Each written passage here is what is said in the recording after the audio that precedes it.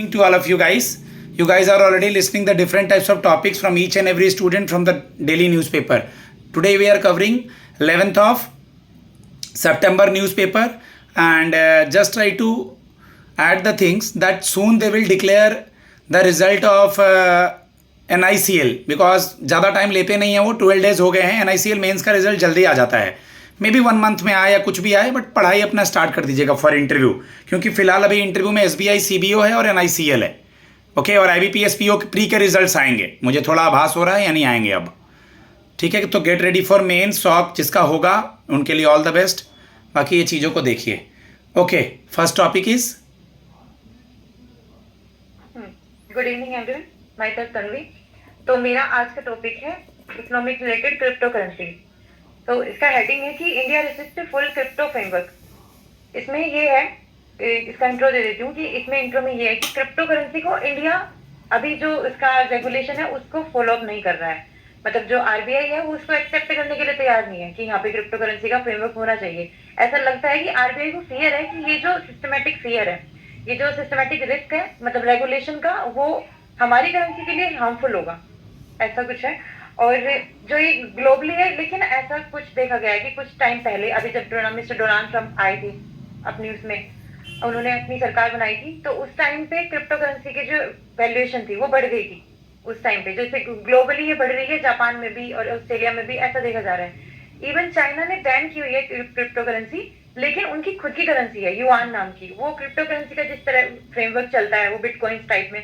उनकी खुद की करेंसी उन्होंने बनाई हुई है और वो चलती है and China internal currency is renminbi yes sir renminbi है जैसे और जो ये क्रिप्टो करेंसी भी उनका खुद की है पॉइंट्स के रिगार्डिंग यूज कर रहे हैं एक होती है फिएट करेंसी जो कि जैसे रुपीस है डॉलर है रूबल हो गया ये सब कुछ ये फिएट करेंसी होती है जो कागज की फॉर्म में होती है और या फिर fiat guys the Tanvi is explaining about the fiat currency means legal tender money it means in India is rupee dollar is US RBI yeah जो किसी से रेगुलेट होकर चलती है बैंक से जो किसी से रेगुलेटेड चलती है लेकिन क्रिप्टो करेंसी रेगुलेशन का नहीं पता है उसका और वो डिजिटल फॉर्म में होती है जैसे बिटकॉइंस हो गई कोई स्टॉक मार्केट में जाके परचेज कर लेता है डिजिटली तो वो उनको स्टेबल कॉइन बोलते हैं कि वो 100% रिस्की भी नहीं है और 100% ऐसा भी नहीं है कि वो बिना रिस्क के है ऐसी करेंसी होती है तो वो क्रिप्टो करेंसी चलती है अब नेक्स्ट पॉइंट है कि इसके बाद में मैं कंक्लूड करूंगी अपने इसको टॉपिक को कि इंडिया में जो क्या है इंडिया में क्रिप्टो करेंसी के लिए ऐसा है कि RBI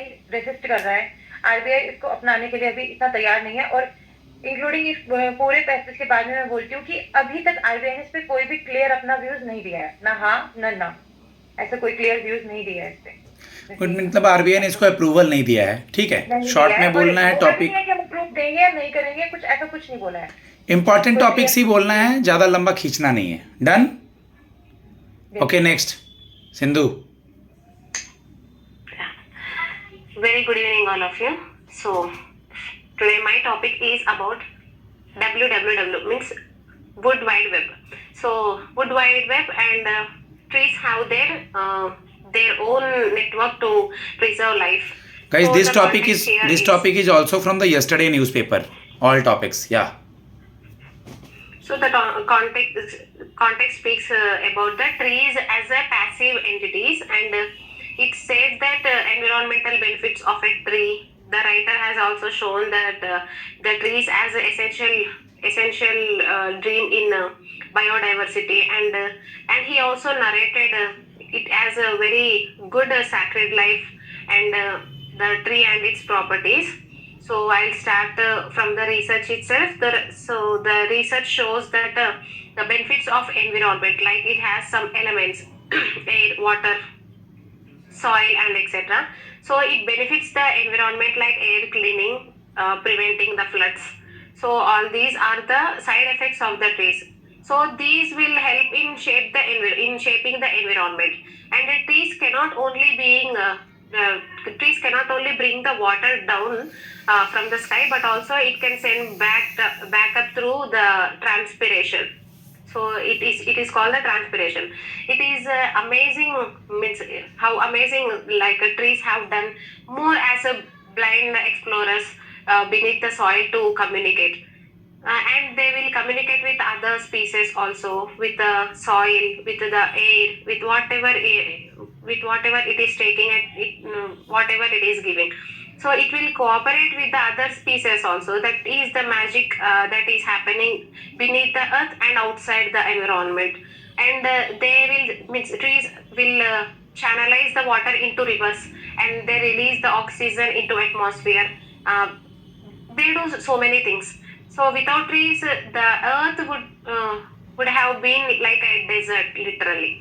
So elements means there are elements like previously we have discussed, like we have air, we have water, we have soil, and we have oxygen, carbon. Everything is interlinked with the air that is coming from trees itself.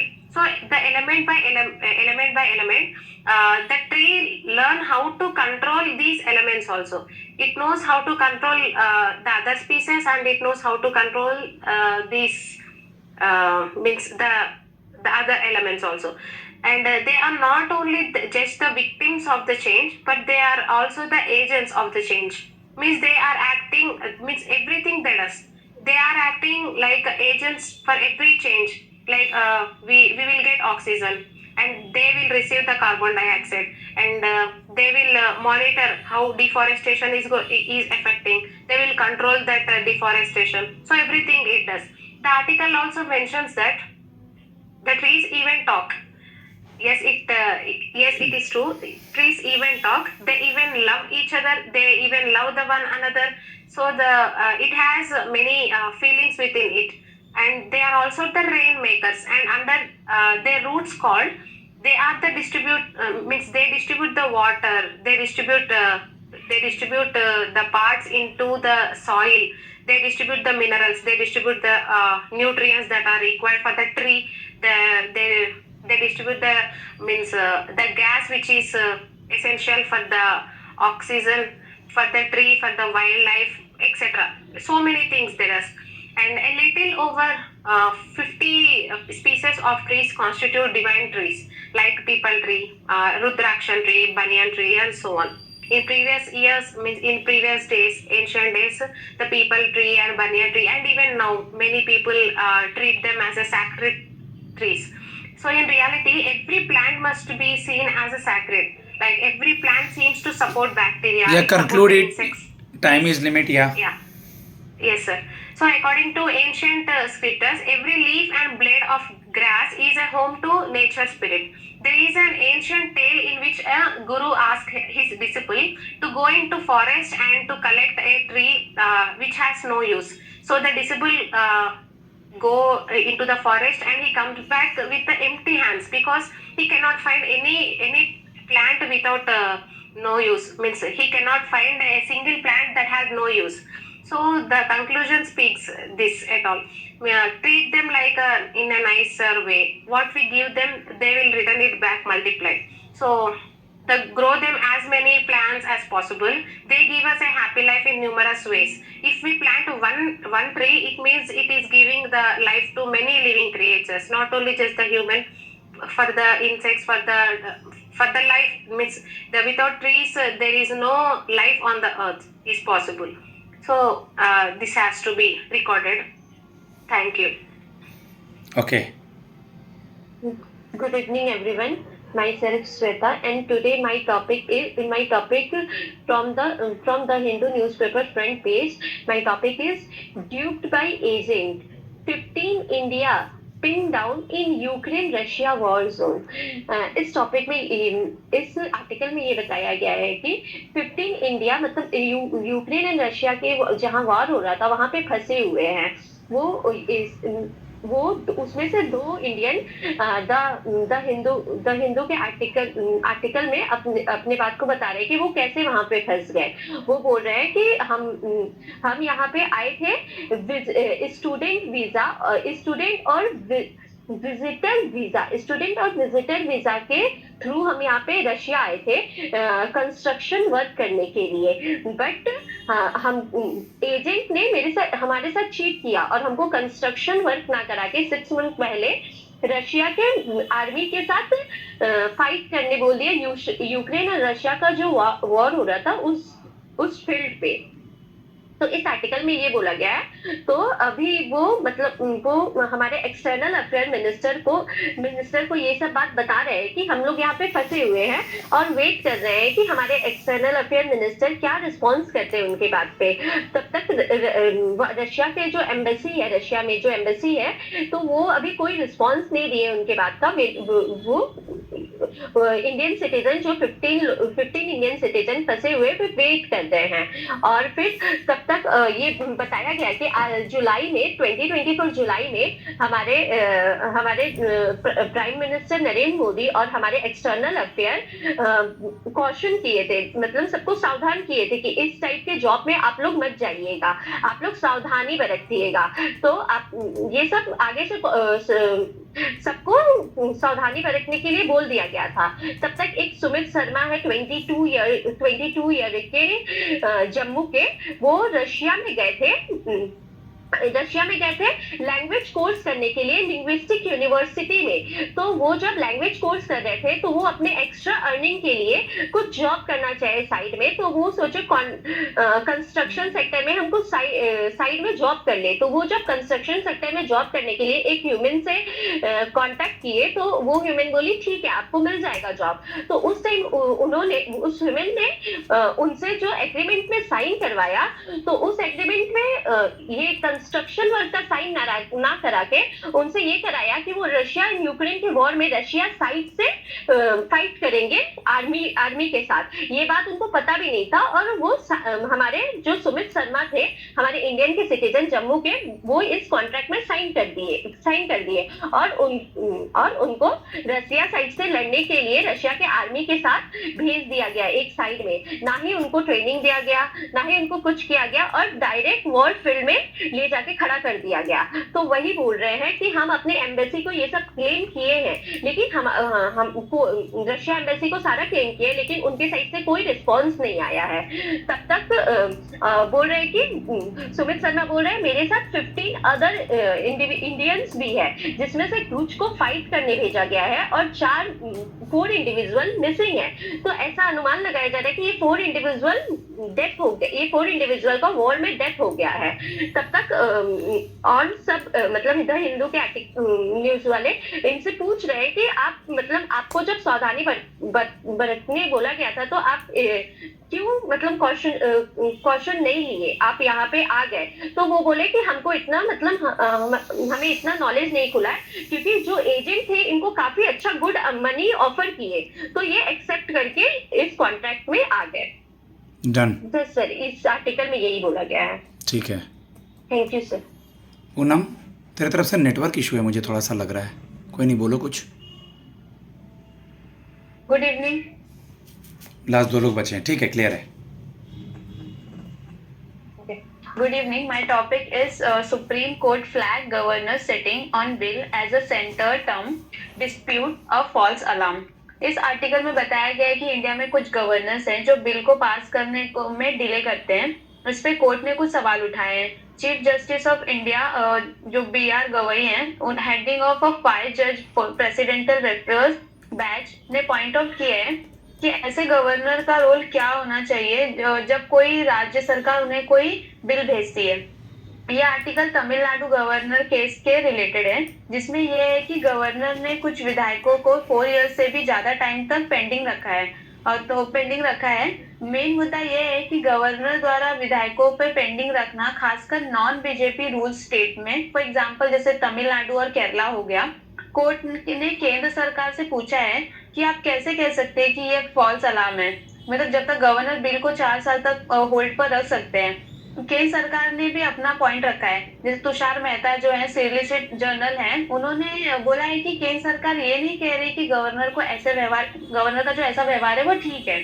उन्हें यह बोला है कि state and governor को collaboratively काम करना चाहिए। उन्हें यह भी बोला कि गवर्नर का रोल बस एक रबर स्टैंड मींस बस ऑफिशियल सिग्नेचर करने के लिए नहीं होना चाहिए, उन्हें भी अपने हिसाब से काम करने का राइट है।